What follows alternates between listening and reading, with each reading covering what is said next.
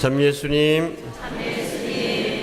예, 오늘 홍보주의를 맞아서 우리 한국천주교회 가장 사랑받는 잡지 교구나 또는 수도회에서 출판하는 것도 아니고 평신도가 시작하고 지금 성장시킨 가톨릭 다이제스트라는 잡지, 여기에 대표이신 윤학 미카엘 형제님을 모시고 신앙의 이야기를 함께 나눠보도록 하겠습니다.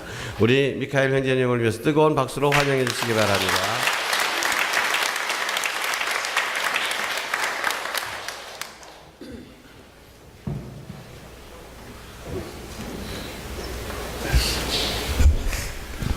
참 예수님. 저는 그 목포에서 배를 한 5시간 정도 타고 가야 되는 신안군 도초라는 섬에서 중학교를 다녔습니다. 근데 섬에는 책이 별로 없었습니다. 근데 좋은 글을 한 편이라도 보면은 학교 수업 끝나면 집에 돌아가서 그 책, 그 글 볼 생각에 막 가슴이 뛰었습니다. 너무너무 행복했습니다. 신문을 통해서 또 공연이라도 이렇게 이런 소식을 들으면은 나도 이런 공연 보고 싶다. 또 이런 글도 쓰고 공연도 한번 만들어 보고 싶다. 이런 꿈을 갖고 있었습니다. 이제 그 대도시인 광주 살레시오 고등학교에 입학하게 됐습니다. 그런데 입학하던 날부터 누군가 제 신발을 훔쳐가기 시작했어요.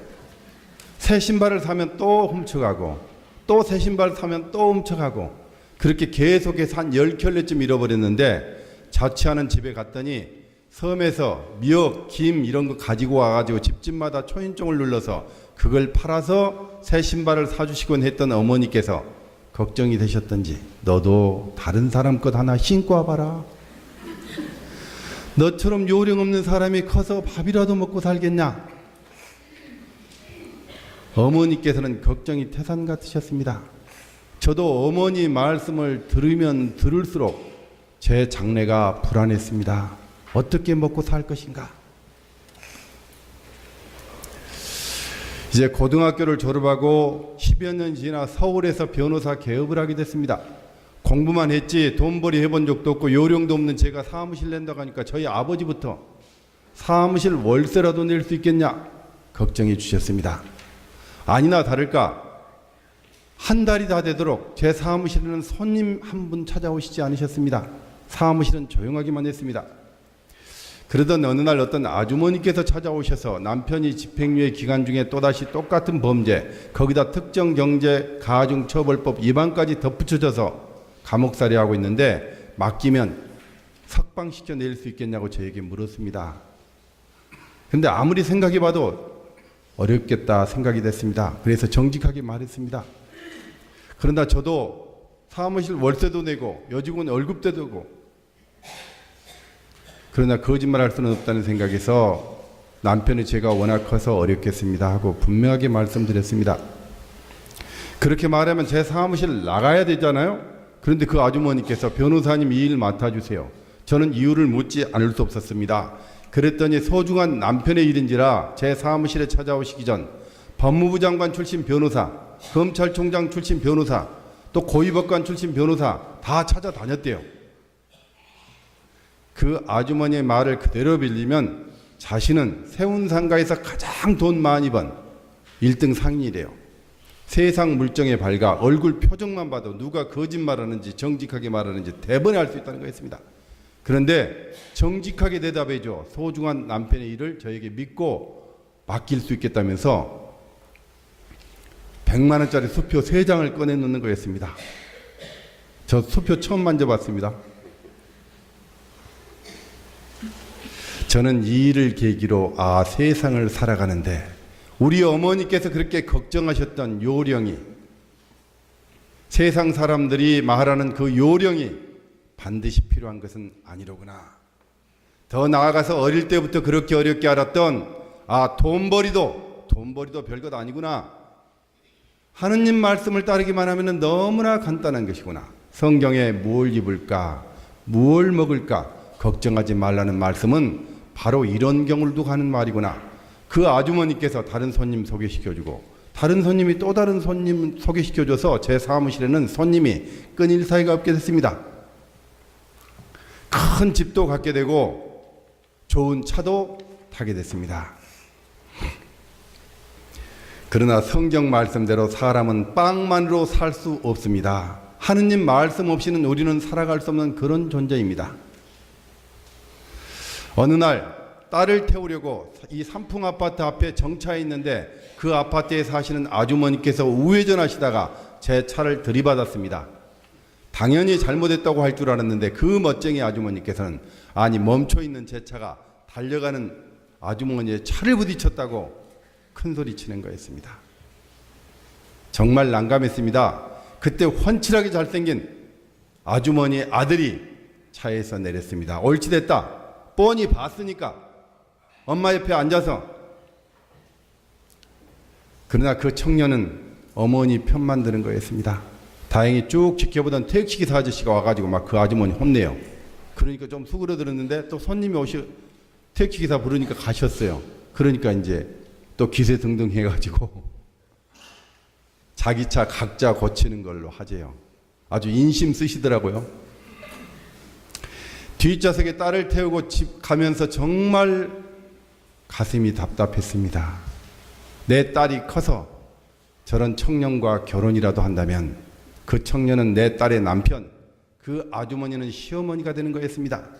저희 집은 아이가 셋입니다. 제 아들, 딸을 아무리 잘 키운다 할지라도 배우자를 잘 만나지 못하면 좋은 학교 가고 좋은 직업 갖는데 청춘을 다 바쳐버리는 그런 젊은이들끼리 만나서 과연 행복할 것인가? 생각할수록 고민이 됐습니다.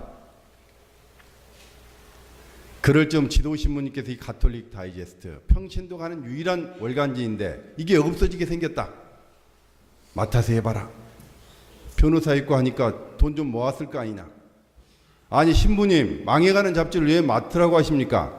신부님 말씀이 걸작이세요. 아니 망해가니까 맡으라는 거지 돈 되는 것 같으면 왜 부탁하냐. 그래도 자신이 없었습니다.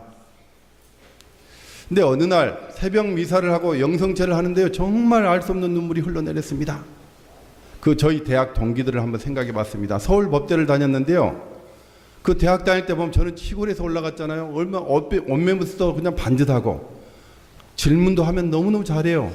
말도 잘하고 또 진짜 머리가 좋아요.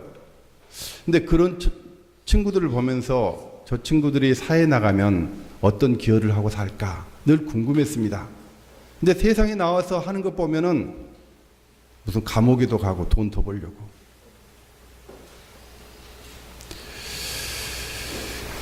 세상적으로만 잘 살아봐야 우리가 헛것을 사는구나 이런 생각이 들었습니다. 그리고 또 그 삼풍 아파트 그 청년도 한번 생각해 봤어요.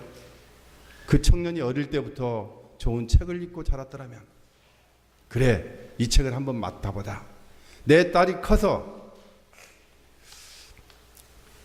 내가 만든 이 책을 열심히 읽은 그런 청년과 만나게 된다면 그런 꿈을 갖고 이 책을 맡게 됐습니다. 매달 들어오는 돈은 80여만 원, 나가는 돈은 1000여만 원이 넘었습니다. 그리고 이 잡지는 정말 끝도 없이 일손이 많이 갔습니다. 새벽녘에 집에 들어가면 유치원 초등학생 아이들이 엄마를 기다리다 아무렇게나 잠들어 있었습니다. 그렇게 20년이 흘렀습니다. 이제 유치원 다니던 큰딸이 대학 졸업반이 됐습니다. 미국 유학 간 딸이 어느 날 흥분한 목소리로 저에게 전화를 해왔습니다. 아빠, 아주 좋은 남자친구 만났대요. 어떤 친구인데 그랬더니 어릴 때부터 이 가톨릭 다이제스트를 큰아버지가 그 미국 시골 델라웨어에서 그거 보시고 계시는데요. 10년도 넘게 보고 계신데요. 그걸 이 청년이 큰아버지가 보고 나면 어릴 때부터 이렇게 갖다 봤나 봐요. 청춘 남녀가 만나면 가장 중요한 게 뭡니까? 재산입니까? 학벌입니까? 인물입니까? 뭐니 해도 대화가 통해야 된다고 저는 생각합니다. 두 사람 얼마나 잘 대화가 통했겠습니까? 제가 뉴욕에 갔는데요. 이 청년이 한국 청년이기 때문에 취직이 안 돼요. 한 10군데 정도 다 떨어지고 딱 한 군데 남았는데 그게 세계적으로 제일 유명한 그런 회사래요. 내 딸이, 그 청년은 이제 가톨릭 신자가 아니에요. 근데 책은 봤어요. 그래서 우리 묵주기도 하자. 그러고 묵주기도를 가르쳤대요. 한 3시간 거리인데요. 그리고 나서 면접을 보러 갔는데 그 최고 인류회사 거기를 들어간 거예요. 다 떨어졌는데. 저는 재밌던데 여러분은 안 재밌으세요? 10군데 떨어졌는데 제일 좋은 회사 어디 들어가기 쉽습니까? 근데 거기 들어갔어요. 제가 이제 뉴욕에 가서 그 청년 만났습니다. 만나가지고 제가 이런 얘기를 했습니다. 야, 정말 그 회사 가보니까 너무 좋아요. 그래서 이런 좋은 회사 다니니까 참 좋겠다. 그런데 이런 좋은 회사는 자네가 안 다녀도 많은 청년들이 다 가고 싶어 해. 근데 자네가 없어도 이 회사는 잘 돌아가는데 이 가톨릭 다이제스트를 해보니까 정말 유능한 직원이 있어야 되고 또 정말 마음씨 좋은 그런 청년들이 해야 되는데 안 와. 자네가 한번 해볼란가 이러고 했어요. 이제 서울에 왔는데요. 한 몇 달 있다 전화가 왔어요. 저 이번에 승진했습니다. 월급도 올랐습니다. 또 한 6개월 지나니까 또 전화 왔어요. 또 승진했대요. 애가 착실해요. 또 월급도 올랐대요. 그런데 이번 사표 냈대요. 그 사표 내고 한국에 왔어요. 결혼시켜야 됩니까? 말아야 됩니까? 제 딸 아주 이쁘거든요. 근데 그 녀석 별로 안 이쁜데 결혼시켰습니다. 이 책의 힘, 그가 알아듣기 굉장히 힘들거든요. 그 아버지는 미국에서 여기서 다 망해가가지고 큰아버지가 슈퍼마켓 하는데 거기서 이렇게 계산도 해주고 짐도 날라주고 그런 일 하고 계세요. 그 아버지의 꿈은 이 청년이 좋은 대학 나와가지고 좋은 직장 잡아가지고 넥타이 메고 탁 집에 오는 거예요. 근데 그 청년도 그걸 아버지의 꿈을 알죠. 근데 그거 버리기가 쉽습니까? 근데 그걸 알아들어요. 어릴 때부터 책을 봤기 때문에요. 그래서 결혼시키고 나서 신혼여행 어디로 보내야 됩니까? 하와이? 발리? 아닙니다. 제주도. 제주도 중에서 어디 가야 됩니까? 제주도 서문성당으로 보냈습니다. 성당에 가서 이 가톨릭 다이제스트 첫날 밤 홍보하라고, 그리고 잘하고. 성당에서 그 얘기를 했더니 모든 교우들이 다 박수 쳐주고 다 신청해 주시더래요. 참 제주 분들 좋으신 분들만 계신 것 같아요. 그렇게 딸을 해치웠습니다. 네.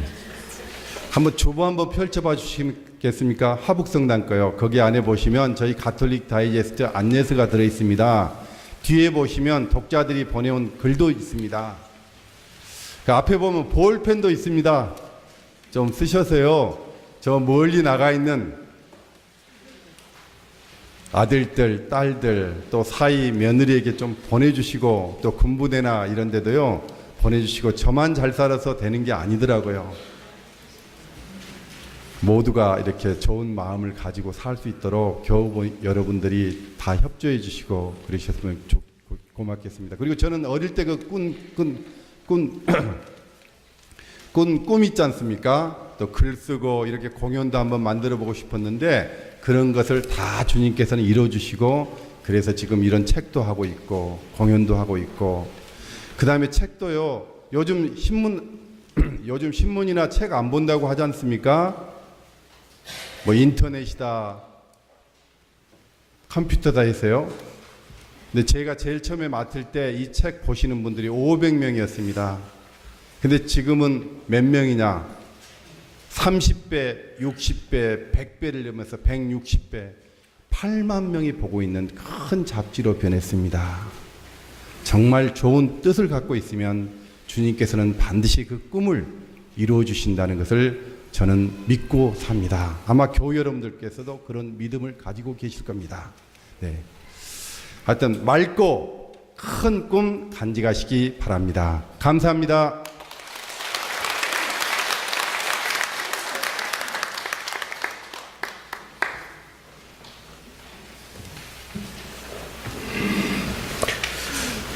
한국에서 천주교인과 개신교